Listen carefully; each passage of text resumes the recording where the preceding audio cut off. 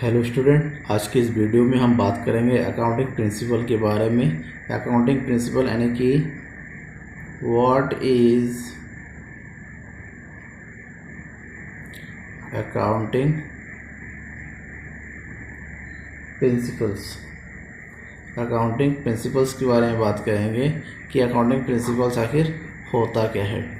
तो मैं हूं नकुल सर और आप देख रहे थे economics group and daily class 11th account का एक इम्पॉर्टेंट टॉपिक है अकाउंटिंग प्रिंसिपल्स। तो अकाउंटिंग प्रिंसिपल्स क्या होते हैं, सबसे पहले हम इसकी बात करते हैं। चैनल को सब्सक्राइब कर लीजिएगा, अपने दोस्तों के बीच में ज़्यादा से ज़्यादा शेयर कीजिए। सबसे पहले यह है, जब से बिजनेस का ग्रोथ हुआ है, जब से बिजनेस का ग्रोथ हो रहा है तो बिजनेस के लिए उसके फाइनेंशियल स्टेटमेंट्स यानी कि अकाउंटिंग स्टेटमेंट्स रखना जरूरी होता चला जा रहा है। अकाउंटिंग स्टेटमेंट्स, सबसे पहली बात तो है कि पुराने समय में, इससे कुछ समय पहले अकाउंटिंग स्टेटमेंट्स का यूज़ केवल बिजनेस के मालिक यानी कि प्रोप्राइटर्स के लिए होता था। लेकिन आज की डेट में आज की डेट में जो है अकाउंटिंग स्टेटमेंट्स का जो यूज़ है वो बहुत ज़्यादा बढ़ गया है। इसका यूज़ जो है कई लोगों के द्वारा, कई पक्षों के द्वारा जो है होने लगा है। कई पार्टीज़ का यूज़, इसका इस्तेमाल करने लगे हैं, यानी कि अकाउंटिंग स्टेटमेंट की ज़रूरत पड़ने लगी है। इसकी इस्तेमाल किस किस के लिए होता है? सबसे पहली बात, इसका इस्तेमाल तो जो बिज़नेस के लिए होता है, बिज़नेस को सही से समझने के लिए बिज़नेस के मालिक इस्तेमाल करते हैं। इसके अलावा इसके जो इन्वेस्टर्स में जो पैसा लगाने वाले हैं वो इसकी ज़रूरत पड़ती है। क्रेडिटर्स जो होते हैं वो भी अकाउंटिंग स्टेटमेंट देखना चाहते हैं किसी भी बिजनेस का। इसके अलावा गवर्नमेंट भी बीच में मांग करती है और मैनी अदर्स। यानी कि पहले जब प्रोवाइडर्स अकाउंटिंग स्टेटमेंट का एनालाइज करते थे, जबकि आज के डेट में अकाउंटिंग स्टेटमेंट को समझने वाले, जानने वाले या उसके एनालाइज करने वाले जो पार्टीज़ है उनमें वृद्धि होती चली जा रही है। तो ऐसे में ये जो है अनुभव किया गया है, एक्सपीरियंस किया गया कि जो अकाउंटिंग स्टेटमेंट तैयार किया जाता है उसका एक फिक्स एंड रिलायबल या रिलेवेंस जो है एक रूल्स होना चाहिए। क्योंकि जो अकाउंटिंग स्टेटमेंट है वो क्या बताता है, किसी बिजनेस के प्रॉफिटेबिलिटी को शो करता है, साथ ही उसके पोजीशन के बारे में बात करता है। ऐसे में दोनों चीज़ को सही तरीके से शो हो और लोगों का विश्वास, रिलेवेंस जो है बिजनेस पर बना रहे, अकाउंटिंग स्टेटमेंट पर बना रहे।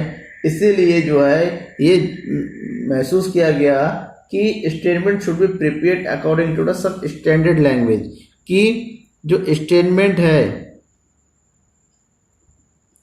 Statement should be prepared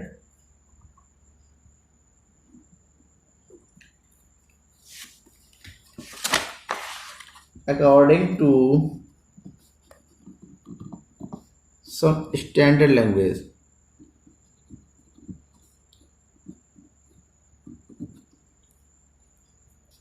and set rules। यानी कि स्टेटमेंट की तैयारी जो है कुछ स्टैंडर्ड रूल्स, लैंग्वेज और स्टैंडर्ड रूल्स के अकॉर्डिंग होना चाहिए। इसलिए ये जो रूल्स बनाए गए, तो इन रूल्स को एक नाम दिया गया गैप का, GAAP। GAAP का मतलब होता है जनरली एक्सेप्टेड अकाउंटिंग प्रिंसिपल। इसका फुल फॉर्म दिया, मतलब जनरली एक्सेप्टेड अकाउंटिंग प्रिंसिपल। और ये एक ऐसे नियम्स और रूल्स बनाए गए जिसको सभी के द्वारा, लगभग जितने भी अकाउंटेंट है, सभी अकाउंटेंट के द्वारा इसको एक्सेप्ट किया जाने लगा है सभी की तरह। क्योंकि इसके जो रूल्स है, रेगुलेट है, हर जगह समान होते हैं। और रूल जो है ये जो है एक्सपीरियंस पर आधारित होता है। ये साइंस के अकॉर्डिंग है। देन ये जो है सच्चा होता है और अकाउंटिंग स्टेटमेंट तैयार करने में हर जगह समान रूप एक जैसा तरीका ये बताता है। अब प्रिंसिपल, क्योंकि प्रिंसिपल से प्रिंसिपल कोई एक मन की बात से तैयार नहीं होता है, इसके लिए बहुत ही ज़्यादा इसके लिए एनालाइज की ज़रूरत पड़ती है, स्टडी की ज़रूरत पड़ती है, हिस्ट्री की ज़रूरत पड़ती है और तमाम इसके जो पीडिकास दूसरे तरीके हैं इस सब का अध्ययन करने के बाद ही प्रिंसिपल्स तैयार किए जाते हैं। तो ऐसे प्रिंसिपल्स है जनरल एसेटेड अकाउंटिंग प्रिंसिपल जो सभी व्यक्तियों के द्वारा स्वीकार किया जाता है, सभी के द्वारा समान रूप से मान समझा जाता है और सभी अकाउंट का जो फॉर्मेट होता है, फॉर्मेट ऑफ अकाउंट्स वो एक जैसे होते हैं और एक तरीके से होते हैं ताकि जो स्टडी होती है सबके लिए स्टडी करना जो है इजी हो जाता है और आसान हो जाता है। ये तो है अकाउंटिंग प्रिंसिपल। अब अकाउंटिंग प्रिंसिपल जो तैयार किया गया उसके कुछ कैरेक्टर थे। नेचर है, नेचर ऑफ अकाउंटिंग प्रिंसिपल। सबसे पहले जो है इसका जो नेचर था वो क्या है, uniform set of rules. Accounting principles are uniform set of rules. Uniform set of rules का मतलब होता है ये रूल्स का एक समूह है जो सबके लिए एक जैसा होता है और सबके लिए एक जैसा समझने वाला होता है, हर जगह समान रूप से लागू होता है। Number 2, principles are man made. ये इंसानों के द्वारा बने होते हैं, खुद बनाए जाते हैं। एंड ड्राइव्ड फ्रॉम एक्सपीरियंस, और ये अनुभव के द्वारा सामने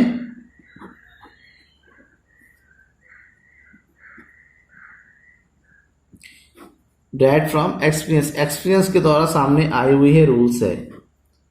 next,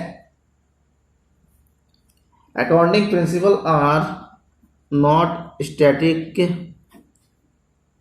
and are bound to change.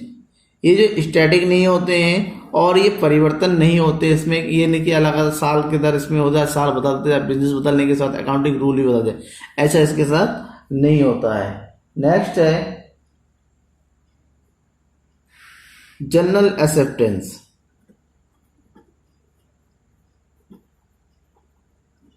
सामान्य लोगों के द्वारा समान रूप से इसको स्वीकार किया जाता है। ये समान रूप से स्वीकार इसलिए किया जाता है क्योंकि अकाउंटिंग प्रिंसिपल जो है रिलेवेंस होता है, विश्वसनीय होता है, पॉजिटिविटी पाया जाता है इसमें, और साथ ही साथ इसमें